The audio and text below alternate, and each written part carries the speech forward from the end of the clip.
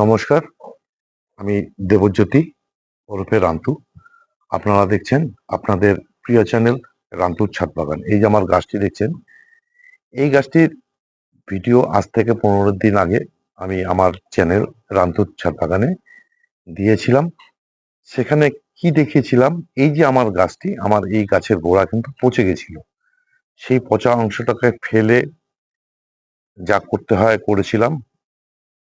করার পর আজ ঠিক 15 দিন পরে আমি এই গাছটিকে রিপোর্ট করব। সেই রিপোর্ট করার ভিডিও আপনাদের সামনে নিয়ে চলে এসেছি আজকে আমি। প্রথমে বলে রাখি, আমার এই যে এই অ্যাডিনিয়াম গাছটিকে পচা অংশ বাদ দেওয়ার যে অপারেশনের ভিডিও, সেটা আমার এই চ্যানেলে রামপুর ছাদ বাগানে দেওয়া আছে। আমার ডেসক্রিপশন বক্সে এটার লিঙ্ক দেওয়া থাকবে। আপনারা যারা আজকের ভিডিও দেখছেন, আগের ভিডিওতে দেখেননি, আপনারা ডেসক্রিপশন বক্সের থেকে সেই লিঙ্কটি পেয়ে যাবেন। সেখান থেকে এই ভিডিওতে কিন্তু আপনারা পেয়ে যাবেন। আমি এই যে অ্যাডিনিয়াম গাছটিকে আজকে রিপোর্ট করব সিন্ডার মিডিয়াতে, কারণ আমি আমার ছাদ বাগানে যতগুলি অ্যাডিনিয়াম আছে সব কিন্তু সিন্ডার মিডিয়াতেই বসানো।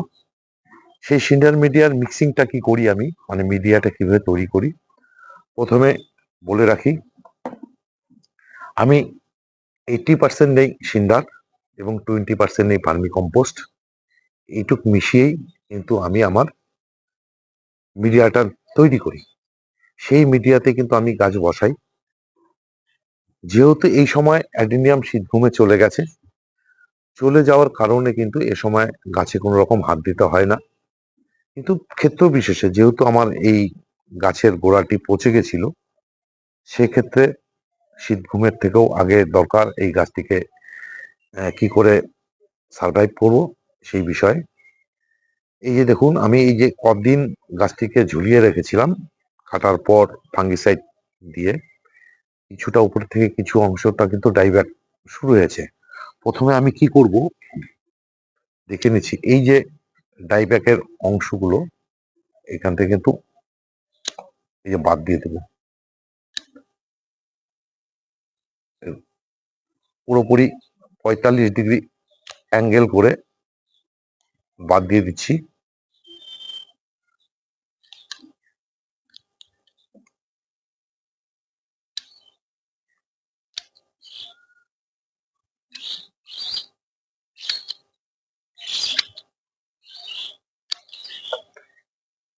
মোটামুটি সমস্ত এগুলি কেটে দিলাম। কেটে দিয়ে কি করব, আমি এবার এই গাছটিকে রিপোর্ট করব। রিপোর্ট করার পর এই যে কাটা অংশগুলোতে কিন্তু আমি একটু ফাঙ্গিসাইড পাউডার লাগিয়ে দেব। মিডিয়া তো বললাম আপনাদের, সেই মিডিয়াটি বানিয়ে নিচ্ছি।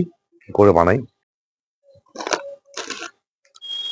আমি এখানে 80% নিয়েছি সিন্ডার এবং এই যে দেখুন ভার্মি কম্পোস্ট, অরিগার্ডেন নেটের তৈরি ভালো একটা ভার্মি কম্পোস্ট। এখানে 250 গ্রামের মতন আছে, মোটামুটি 20% মতন আছে। এই ভার্মি কম্পোস্ট মিশিয়ে দিলাম। মিশিয়ে দিয়ে আমি এই যে অ্যাডিনিয়ামের গাছটিকে, এই গাছটিকে আজকে রিপোর্ট করব।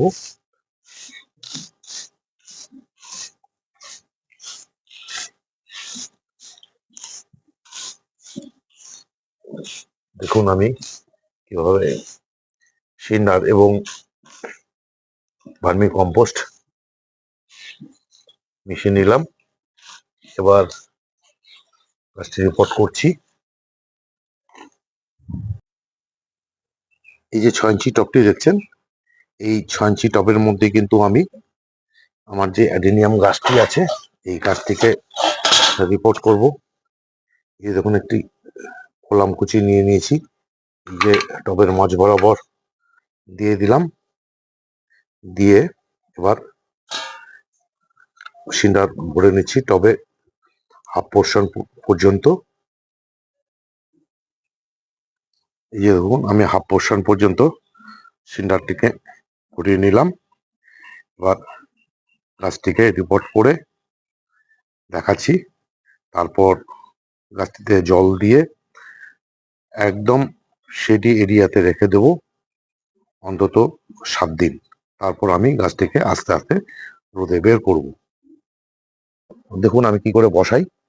বসিয়ে গাছটিতে ভরপুর জল দিয়ে আমি রেখে দেব 7 দিন একদম ছায়াযুক্ত স্থানে।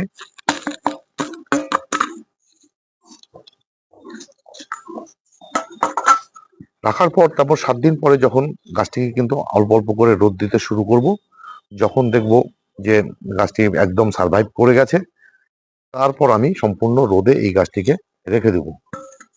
এবার আমি এই যে বসানো হয়ে গেছে, এবার আমি গাছটিতে জল দিয়ে একদম শেড এরিয়াতে রেখে দিব। এই যে দেখুন আমি জল দিয়ে দিলাম।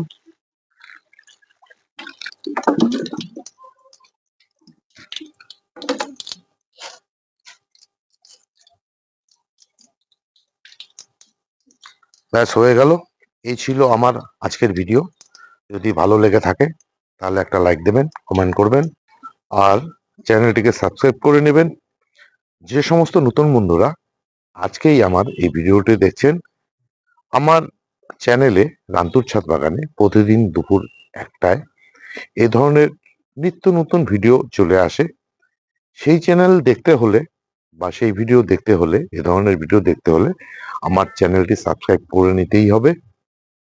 আর যে সমস্ত পুরনো বন্ধুরা প্রতিদিনই আমার ভিডিওগুলো দেখে আসছেন, লাইক দিচ্ছেন, কমেন্ট করছেন, আপনাদেরকে অশেষ অশেষ ধন্যবাদ জানিয়ে আজকের ভিডিও শেষ করছি।